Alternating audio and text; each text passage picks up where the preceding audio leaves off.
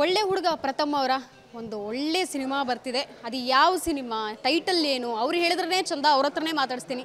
ಪ್ರಥಮ್ ಹಾಗೂ ಅವರ 3 ಜನ ನಾಯಕಿಯರು ಇವತ್ತು ನಮ್ಮೊಟ್ಟಿಗಿದ್ದಾರೆ. ನಮಸ್ತೆ ಸರ್, ಓವರ್ ಟು ಯು. ಏನು ಹೇಳ್ತೀರಾ, ನಿಮ್ಮ ಸಿನಿಮಾ ಟೈಟಲ್ಲೇ ಒಂದು ರೀತಿ ಕ್ಯಾಚಿ, ವಿಭಿನ್ನವಾಗಿದೆ. ಫಸ್ಟ್ ನೈಟ್ ವಿತ್ ದೆವ್ವ ಸಿನಿಮಾ ಹೆಸರು. ಹಿಲೇರಿಯಸ್ ಕಾಮಿಡಿ ಹಾರರ್ ಆ್ಯಕ್ಷನ್ ನೀವು ನೋಡಿದ್ದೀರಾ, ಟೀಸರ್ ನೀವು ನೋಡಿದ್ದೀರಾ. ನಾನು ಹಂಗೆ ಮಾಡಿದ್ದೀನಿ ಹಿಂಗೆ ಮಾಡಿದ್ದೀನಿ ಹೇಳಲ್ಲ, ಹೆಂಗಿದೆ ನೀವು ನೋಡಿ. ನೀವು ಏನು ಕೊಡ್ತೀರಾ ಅದನ್ನು ಸರ್ಟಿಫಿಕೇಟ್ ಆಗಿ ತೊಗೋತೀನಿ. ನೀವು ಕೊಡೋದೇ ಒಂದು ಮಾನದಂಡ. ಒಂದು ನಿಮಿಷ ಈ ಕಡೆ ಬಂದು ಟೈಟ್ಲು ತೋರಿಸ್ತಾ ಇದ್ದೀವಿ. ಸೊ ನೀವು ಕೊಡೋದೇ ಒಂದು ಮಾನದಂಡ. ಈ ಟೈಟ್ಲಿಗೆ ನಾವು ಟೀಸರು ಕೊಟ್ಟಿರುವಂಥದ್ದು ಜಸ್ಟಿಸ್ ಇದೆಯಾ ನೀವು ಡಿಸೈಡ್ ಮಾಡಿ. ಯಾಕೆ ನಿಮಗೆ ಏನು ಅನಿಸ್ತು ನೀವು ಹೇಳಿ, ಯಾಕೆ ನಾನು ಹೇಳೋದು ಬೇಡ. ನಿಮ್ಗೆ ಏನು ಅನಿಸ್ತು? Thank you. ಮಾಧ್ಯಮದವ್ರ ಬಾಯಿ ಚೆನ್ನಾಗಿದೆ ಅಂತ ಬಂದರೆ ಅದೇ ನಮಗೊಂದು ಶಕ್ತಿ, ಅದೇ ಒಂದು ಚೈತನ್ಯ. ಚಿತ್ರದ ನಾಯಕಿಯನ್ನು ಮಾತಾಡ್ಸೋಣ. ಪ್ರಥಮ್ ಅವ್ರ ಜೊತೆ ಕೆಲಸ ಮಾಡೋದು ಎಷ್ಟು ಖುಷಿ ಇತ್ತು, ಕಷ್ಟ ಇತ್ತಾ, ಈಸಿ ಇತ್ತಾ, ಹೆಂಗೆ? ಇಲ್ಲ, ತುಂಬ ಫನ್ ಇತ್ತು ಆ್ಯಕ್ಚುಲಿ. ಯಾವ ಕಷ್ಟನೂ ಇರಲಿಲ್ಲ, ಏನೂ ಇರಲಿಲ್ಲ. ಬಿಕಾಸ್ ನಿಮ್ಮೆಲ್ಲರಿಗೂ ಗೊತ್ತಿರೋ ಹಾಗೆ ಪ್ರಥಮ್ ಅಂದರೆ ಮಾತಿನ ಮಲ್ಲ ಅಂತ ಎಲ್ಲರಿಗೂ ಗೊತ್ತಿದೆ. ಬಟ್ ಹಿಂಗೆ ಇದೇ ಥರ ಒಂದು ತರಲೆ ಬಿಡ್ತಾರೆ ಅವ್ರು ಯಾಕೆ ಅವ್ರು ಕೇಸ್ ಹಾಕ್ಬಿಡಲ್ವಾ? 10 ವರ್ಷ ಒಂದು ಸಿನಿಮಾ ನಾವು ಅವ್ರ ಸಿನಿಮಾ ಅದು, ಅವರು ಮಾತಿನ ಮಲ್ಲ ಅವ್ರದ್ದು. ಅವ್ರ ಹತ್ರ ನಾವು ಫಸ್ಟು ಪರ್ಮಿಷನ್ ತಗೋಬೇಕು. ಅದೇ ಹೇಳ್ತಿರೋದು, ಅವ್ರ ಥರ ನೀವು ತುಂಬ ಪ್ರಿಪೇರ್ ಆಗಿದ್ದೀರಾ. ಓಕೆ ಅಲ್ವಾ? ಆಯಿತು. ಸೊ ವಿಚಾರ ಏನು ಅಂತ ಹೇಳಿದ್ರೆ, ಓಕೆ ಒಬ್ಬೊಬ್ಬರ ಕಡೆಗೆ ಬರ್ತೀವಿ. ಈಗ ಇನ್ನೊಂದು ವಿಚಾರ ಏನಂದರೆ, ಸಿನಿಮಾಲಿ 2 ಗೆಟಪ್ ಇದೆ ಅವ್ರಿಗೆ. ಸೈಲೆಂಟ್ ಆಗಿರ್ತಾರಲ್ಲ, ಆ ಗೆಟಪ್ಪಲ್ಲಿ ನೀವು ಮಾತಾಡ್ತಾ ಇದ್ದೀರಾ. ರಾಕ್ಷಸಿ ಆಗ್ತಾರೆ. ಆ ಗೆಟಪ್ ಇನ್ನೊಂದು ಸಲ ನಾವು ಅನುಭವಿಸಿದ್ದೀವಿ. ಅದು ಥ್ಯಾಂಕ್ ಯು. ನೋಡಿ, ಅವರೇ ಇದೇ ಥರ ಫನ್ ಇರುತ್ತೆ ಸೆಟ್ಟಲ್ಲಿ ಕೂಡ. ನಾವು ಸತ್ಯದ್ರಲ್ಲಿ ನಮ್ಮದು ಬಿಹೈಂಡ್ ದ ಸೀನ್ಸ್ ವೀಡಿಯೋಸ್ ಎಲ್ಲ ನಾವು ಅಪ್ಡೇಟ್ ಮಾಡ್ತಿದ್ದೀವಿ. ನೀವೆಲ್ಲರೂ ನೋಡ್ಬೋದು. ಆ್ಯಂಡ್ ಫಸ್ಟ್ ನೈಟ್ ವಿತ್ ದೆವ್ವ ಅಂತ ಎಲ್ಲರಿಗೂ ಆಲ್ಮೋಸ್ಟ್ ಇವಾಗ ನೀವು ಟೀಸರ್ ನೋಡಿರೋದ್ರಿಂದ ಗೊತ್ತಾಗುತ್ತೆ. ಒಂದು ಹಾರರ್, ಕಾಮಿಡಿ ಆ್ಯಂಡ್ ಸಸ್ಪೆನ್ಸ್ ಕೂಡ ಇದೆ. ಮೇಯ್ನ್ಲಿ ರೊಮ್ಯಾಂಟಿಕ್ ಕೂಡ ಇದೆ ಇದರಲ್ಲಿ. ಆ್ಯಂಡ್ ಸಾಂಗ್ಸ್ ಎಲ್ಲ ತುಂಬ ಚೆನ್ನಾಗಿ ಬಂದಿದೆ. And I'm personally happy because ಇದರಲ್ಲಿ ಎಲ್ಲ ಒಂದು ಆರ್ಟಿಸ್ಟಿಗೆ ಬೇಕಾಗಿರೋವಂಥ ಒಂದು ಆಪರ್ಚುನಿಟಿ ನನಗೆ ಸಿಕ್ಕಿದೆ. ಡ್ಯುಯಲ್ ಶೇಡ್ ಇರೋದ್ರಿಂದ ಐ ಕ್ಯಾನ್ ಪ್ರೂವ್ ಮೈ ಏನಂತಾರೆ ನಮ್ಮ ಆ್ಯಕ್ಟಿಂಗ್ ಸ್ಕಿಲ್ಸ್ನ ಇಲ್ಲಿ ತೋರಿಸ್ಕೋಬೋದು. I am very happy and it was really nice working with ಪ್ರಥಮ್.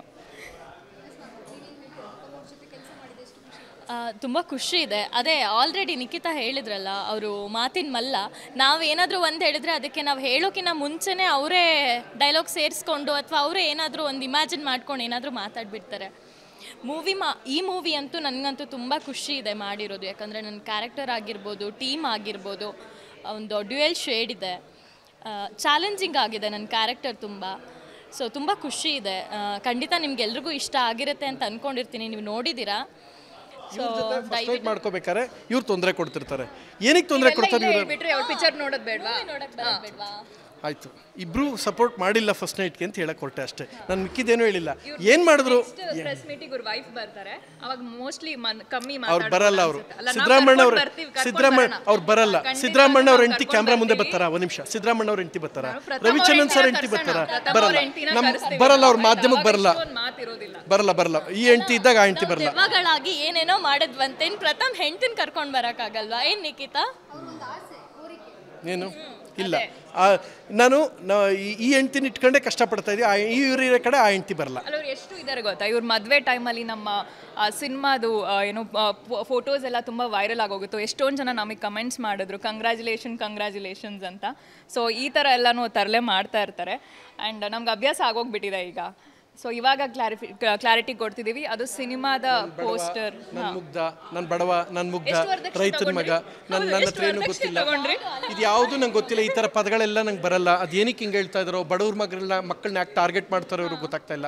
ಬಡವ್ರ ಮಕ್ಕಳನ್ನ ಟಾರ್ಗೆಟ್ ಮಾಡ್ತಿದ್ದೀರಾ ಅಂತ ಹೇಳಲಿಕ್ಕೆ ಇಷ್ಟಪಡ್ತೀನಿ. ನೀವು ಮುಗ್ಧರನ್ನ ಟಾರ್ಗೆಟ್ ಮಾಡ್ತಾ ಇದ್ದೀರಾ, ನನಗೆ ಇವೆಲ್ಲ ಗೊತ್ತಾಗಲ್ಲ. ಅವೆಲ್ಲ ಪದಗಳು ನಮಗೆ ಜೀವನದಲ್ಲಿ ಬಂದಿಲ್ಲ. ಒಂದು ಕೇಳಬೇಕು, ನಿರ್ಮಾಪಕರು ಸಂಕಷ್ಟ ಏನು ಅನ್ನುವಂಥದ್ದು ಗೊತ್ತು. ಈಗಿನ ಆಗ್ತಿರುವಂಥ ಕನ್ನಡ ಚಿತ್ರರಂಗದಲ್ಲಿ ಬೆಳವಣಿಗೆ ಬಗ್ಗೆ ಏನು ಹೇಳಕ್ಕೆ ಇಷ್ಟಪಡ್ತೀರಾ? ಒಂದೇ ಮಾತು, ಸಿನಿಮಾ ಉಳಿಬೇಕು ಮೇಡಮ್. ನಾನು ಸಿನಿಮಾ ಮಾಡ್ತಾ ಇದ್ದೀನಿ, ಈ ಕಲಾವಿದರು ಸ್ಪಂದಿಸ್ತಾ ಇದ್ದಾರೆ. ಇವರೆಲ್ಲ ಇರೋದಕ್ಕೆ ಜೀವಿತ, ಇವರೆಲ್ಲ ಏನು ಮಾಡ್ತಾರೆ, ಸಿನಿಮಾಗೆ ಒಳ್ಳೇದಾಗಲಿ ಏನು ಮಾಡ್ತಾರೆ. ನಾವು ದುಡಿದಿರೋದನ್ನ ಸಿನಿಮಾಗೆ ಹಾಕಿದ್ದೀವಿ ಮೇಡಮ್. ಇನ್ನೆಲ್ಲೋ ಕಿತ್ಕೊಂಡ್ಬರ್ತಾರೆ, ಸಿನಿಮಾಗೆ ಹಾಕಿದ್ದೀವಿ. ಚಿಕ್ಕ ಸಿನಿಮಾಯಿಂದ ಇಂಡಸ್ಟ್ರಿ ರನ್ ಆಗೋದು ಮೇಡಮ್. ದೊಡ್ಡ ಸಿನಿಮಾ 3 ವರ್ಷ 4 ವರ್ಷಕ್ಕೊಂದ್ಸಲ ಬರುತ್ತೆ, ಅದು ಒಳ್ಳೆಯದು. ಅವ್ರಿಗೆ ಒಳ್ಳೇದಾಗಲಿ. ಚಿಕ್ಕ ಸಿನಿಮಾ ಗೆಲ್ಸ್ರಯ್ಯ, ನಾವು ಗೆದ್ರೆ ಇನ್ನೂ 10 ಸಿನಿಮಾ ಮಾಡ್ತಾನೊಬ್ಬ ನಿರ್ಮಾಪಕ. ಬರೀ ದೊಡ್ಡವ್ರದ್ದು ಅಂತ ಮಾಡಿದ್ರೆ ಏನು ಮಾಡೋದು? ಅವ್ರು 3 ವರ್ಷಕ್ಕೊಂದು ಸಿನಿಮಾ ಬರುತ್ತೆ. ನೀವು 3 ವರ್ಷಕ್ಕೊಂದು ಸಿನಿಮಾ ಬಂದುಬಿಟ್ರೆ ಸಾಕಾ? ಚಿತ್ರರಂಗ ರನ್ ಆಗೋದು ಬೇಡವಾ? ಒಬ್ಬ ಲೈಟ್ ಬಾಯ್ ಊಟ ಮಾಡೋದು ಬೇಡವಾ? ಒಬ್ಬ ಮೇಕಪ್ ಆರ್ಟಿಸ್ಟ್ ಮಾಡೋದು ಬೇಡ? ಈಗ ನಿಖಿತಾ ಬಂದರೆ 35 ಜನ ಕರ್ಕೊಬರ್ತಾರೆ. ಅವ್ರ ಬಿಲ್ ಎಷ್ಟು ಗೊತ್ತಾ? ಒಂದು ದಿನಕ್ಕೆ 75,834 ರೂಪಾಯಿ ಪರ್ ಡೇ ಅವ್ರ ಬಿಲ್ಲು. ಬ್ಯಾಲೆನ್ಸ್ ಇದೆ. ಯಾಕೆಂದ್ರೆ ಇವ್ರು ಬಂದ್ರಿ ಇಬ್ಬರು ಅಸ್ಟೆಂಟು, ಆ ಡ್ರೈವರ್ ಅವ ಹೆಚ್ಚಿದ ಯಮದೂತ ಬಂದಂಗೆ ಬರ್ತಾನೆ. ಆಯಿತಾ? ಒಬ್ಬ ಅಸ್ಟೆಂಟು, ಅವನ ಜೊತೆಗೊಬ್ಬ ಮೇಕಪ್ ಮ್ಯಾನು, ತಲೆ ಬಾಚಕ್ಕೊಬ್ಬ, ತಲೆ ಬೋಳ್ಸೋಕ್ಕೊಬ್ಬ, ಇದು ಮಾಡೋಕ್ಕೊಬ್ಬ, ಹೇರ್ ಸ್ಟೈಲ್ ಮಾಡೋಕ್ಕೊಬ್ಬ, ಅಂದರೆ ತಲೆ ಬೋಳ್ಸೋಕ್ಕೇನಲ್ಲ, ಹೇರ್ ಸ್ಟೈಲ್ ಮಾಡೋಕ್ಕೊಬ್ಬ, ಜೊತೆಗೆ ಇವ್ರು ಬಟ್ಟೆ ಎತ್ಕೊಡೋಕ್ಕೊಬ್ಬ, ಬಟ್ಟೆ ಮಡ್ಸಾಕೋಕ್ಕೊಬ್ಬ, ಜೊತೆ ಕಾರ್ ಡ್ರೈವರೊಬ್ಬ, ಟೀ ತಂದು ಕೊಡೋಕ್ಕೊಬ್ಬ. ಒಟ್ಟು 15 ಜನ ಊಟ ಮಾಡ್ತಾರೆ ನಿಖಿತನಿಂದ ಅಂದಮೇಲೆ ಅರ್ಥ ಮಾಡ್ಕೊಳ್ಳಿ. ಈ ಅಮ್ಮ ಬಂದಿದ್ದಕ್ಕೆ 76,834 ರೂಪಾಯಿ ಒಂದು ದಿನಕ್ಕೆ ಬಿಲ್ಲು. ಅಷ್ಟು ಜನ ಕಾರ್ಮಿಕರು ಊಟ. ಚಿಕ್ಕ ಸಿನಿಮಾ ಉಳಿಬೇಕು. ಹೆದರಿಸ್ಬೇಡಿ ಆಯ್ತಾ ನಿಖಿತಾ, ಇಷ್ಟೊಂದು ಸುಮ್ಮನೆ ಹೇಳಿದ್ದು ಹಂಗೆಲ್ಲ ಇಲ್ಲ. ಸೊ ಸುಷ್ಮಿತಾ ಅವರು ಬಹಳ ಪ್ರಬುದ್ಧ ಕಲಾವಿದೆ, ತುಂಬ ಚೆನ್ನಾಗಿ ಮಾಡಿದ್ದಾರೆ. ಇನ್ನು ಈ ಸಿನಿಮಾದ ಸ್ಪೆಷಲ್ ಹೈಲೈಟ್, ನಾನು ಜೀವಿತಾನ ಸ್ಮರಿಸ್ತೀನಿ.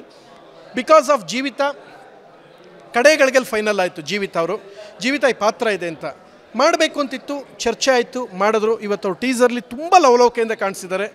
ಆ ಪಾತ್ರದ ವಿಶೇಷತೆ ಏನು, ಅವ್ರ್ಯಾಕೆ ನಮ್ಮ ಜೀವನದಲ್ಲಿ ಬರ್ತಾರೆ, ದೆವ್ವಕ್ಕೂ ಅವ್ರಿಗೂ ಏನು ಸಂಬಂಧ, ಅವ್ರ ಜೀವನದಲ್ಲಾಗಿರೋ ಬದಲಾವಣೆಗಳೇನು ಈ ಸಿನಿಮಾಯಿಂದ, ಇದೆಲ್ಲ ನೋಡಿ. ಟು ಬಿ ಫ್ರ್ಯಾಂಕ್, ಆ ಟೀಸರ್ ಕಂಟೆಂಟ್ ನೋಡಿದಾಗ ನಾನು ತುಂಬ ದೊಡ್ಡ ಸ್ಟಾರ್ ಒಬ್ರಿಗೆ ತೋರಿಸ್ದೆ. ಯಾರು ಇವರು ಅಂತ ಇಂಡಿವಿಜುವಲಿ ಕೇಳಿದ್ರು. ನಮ್ಮ ಸಿನಿಮಾದ ಕಲಾವಿದನ ಪ್ರತಿಯೊಬ್ಬರು ಡೀಟೇಲ್ ತೊಗೊಂಡು ಸ್ಟಾರ್ ಮಾಡಿ ವಿಶ್ ಮಾಡಿದ್ರು. ನನಗೆ ಅದು ಬಹಳ ಖುಷಿ ಆಯಿತು. ಜೀವಿತಾ ಇರ್ಬೋದು, ನಿಖಿತಾ, ಬೋತ್ ಬಹಳಷ್ಟು ಅಪ್ರಿಷಿಯೇಷನ್ಗೆ ಇವರಿಬ್ರಿಗೆ ಬಂದಿದೆ. ಸುಷ್ಮಿತಾ ಅಂತೂ ಆ ದೆವ್ವದ ಕ್ಯಾರೆಕ್ಟ್ರಿಗೆ ನಾನು ನಿಜವಾದ ದೆವ್ವಗಳೇ ಎದುರ್ಕೋಬೇಕು ಹಂಗೆ ಮಾಡವ್ರೆ, ಅವ್ರಿಗೆ ನಾನು ಈ ಸಮಯದಲ್ಲಿ ಅಭಿನಂದಿಸ್ತೀನಿ. ಇನ್ನು ಎಲ್ಲ ದೆವ್ವಗಳಿಗೂ ಆಕೆ ಮಾರ್ಗದರ್ಶನ, ಯಾಕೆಂದರೆ ದೆವ್ವಗಳಿಗೆ ವೈಟ್ ಕಾಸ್ಟ್ಯೂಮ್ ಫೈನಲ್ ಆಗಿತ್ತು. ಅದನ್ನು ಬಿಟ್ಟು ಈಕೆ ಮಾಡಿದ್ದಾರೆ ಅಂದರೆ ನಿಜವಾದ ದೆವ್ವ ಹೆಂಗಿರಬೇಕು ನೋಡಿ. ನಾನಂದೆ ಇವತ್ತು ಲೇಟ್ ಆಯ್ತು. ಇವತ್ತು ಯಾಕೆ ಹೇಳಿ, ನಮ್ಮ ಸಿನಿಮಾ ಇವರಿಂದ ಲೇಟ್ ಆಯ್ತು. ಇವತ್ತು ಪ್ರೆಸ್ ಮೀಟ್ ಎಲ್ಲ ಮಾಧ್ಯಮದವ್ರನ್ನ ಕ್ಷಮೆ ಕೇಳ್ತೀನಿ. ಯಾಕೆಂದರೆ ದೆವ್ವದ ಪಾತ್ರಕ್ಕೆ ಇವರು 5 ನಿಮಿಷಕ್ಕೆ ಎದ್ದು ಬಂದು ಟಕ್ಕನ್ ದೆವ್ವದ ಥರ ಬಂದು ನಿಂತ್ಕೊಳ್ಳೋರು, ರೆಡಿ ಆಯ್ತಿದ್ದು. ಇಲ್ಲಿ ಕ್ಲೀನಾಗಿ ರೆಡಿ ಆಗಬೇಕಲ್ಲ, ಕ್ಲೀನಾಗಿ ರೆಡಿ ಹಾಕಿ 7 ಅವರ್ ತಗೊಂಡ್ರು. ಅದಕ್ಕೆ ನಿಮಗೆ ಲೇಟ್ ಆಯಿತು. ಜೀವಿತನಿಂದ ಲೇಟ್ ಆಗಿಲ್ಲ, ಸುಷ್ಮಿತನಿಂದ ಲೇಟ್ ಆಯಿತು. ಯಾಕೆಂದರೆ ದೆವ್ವ ನಾರ್ಮಲಾಗಿ ರೆಡಿ ಆಗಬೇಕಲ್ಲ, ಇಷ್ಟು ಚೆನ್ನಾಗಿ ಆಗಬೇಕು ಅಂತ ನೋಡಿ. ಇದೆಲ್ಲ ದೆವ್ವದ್ದು ಅದು ಇದು ಎಲ್ಲ ಆಗಿ ಚೇಂಜ್ ಮಾಡೋಕ್ಕೆ ಮಾಡಿದ್ದೀವಿ. ತುಂಬ ಅದ್ಭುತವಾಗಿ ದೆವ್ವಗಳು ಕೂಡ ದೆವ್ವಗಳಿಗೆ ಒಂದು ನಾಚ್ಕೋಬೇಕು, ಹಂಗೆ ಮಾಡಿರೋದು. ನಿಜವಾದ ದೆವ್ವ ಹೆಂಗಿರಬೇಕು ಅಂತ ತೋರಿಸ್ಕೊಟ್ಟ. ನಿಮಗೆ ಅಭಿನಂದನೆಗಳು. Thank you so much. ಖುಷಿ ಆಗುತ್ತೆ, ಯಾಕೆಂದರೆ ಒಬ್ಬ ಕಲಾವಿದ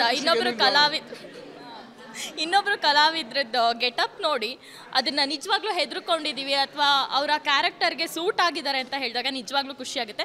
ಈ ಥರ ಮಾಡಿದಾಗ ಕೋಪ ಬರುತ್ತೆ. ನಿಜ ಹೇಳ್ತಿದ್ದೀವಲ್ಲ, ನೆಕ್ಸ್ಟ್ ಟೈಮ್ ಅವ್ರನ್ನ ಕರ್ಕೊಂಡು ಬರ್ತೀವಿ. ನಮಗೆ ಸಪೋರ್ಟ್ ಮಾಡಬೇಕು, ಮಾಧ್ಯಮದವರು ಇದು ಮಾಡಬಾರ್ದು. ಇದು ಸಿನಿಮಾನೇ. ನಾನು ಫಸ್ಟ್ ಸಪೋರ್ಟ್ ಮಾಡ್ತೀರಾ ತಾನೇ ನೀವು? ಹೌದೌದು. ನಿಮಗೆ ಅಂತ ಫಸ್ಟ್ ಫ್ರೀ ಬಸ್ ಬಿಟ್ಟಿದ್ದೀವಿ, 2,000 ರೂಪಾಯಿ ಕೊಟ್ಟಿದ್ದೀವಿ. ಇನ್ನೇನು ಮಾಡೋದು, ನಿಮಗೆ ಕುತ್ಕೊಳ್ರಮ್ಮ ಸುಮ್ಮನೆ ಎಲ್ಲ ಹೆಣ್ಣೆಕ್ಕಳಿಗೆ ಮಾಡೋದು. ಆಯ್ತು ಆಮೇಲೆ ಮಾತಾಡ್ತೀನಿ. ನೀವು ಹಿಂಗೆಲ್ಲ ಮಾಡ್ತಾ ಇರಿ, ನೋಡಿ ಗೊತ್ತು ಏನು ಮಾಡಬೇಕು ಅಂತ ನಾವು ತೋರಿಸ್ತೀವಿ.